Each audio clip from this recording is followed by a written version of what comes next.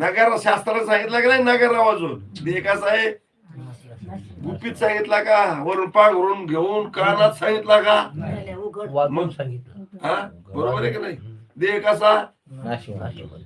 कोणाचा सगळ्याचा कोणाचा देह कसा आहे तो नाशिवंत आहे. मग तरी त्या स्थितीवर राहावं का आपण मग राहत नाहीत का मग कोण्या स्थितीवर येत आपण देह. अविनाश असणारा नासवान स्थितीवर रमला बरोबर आहे की नाही? काय रमला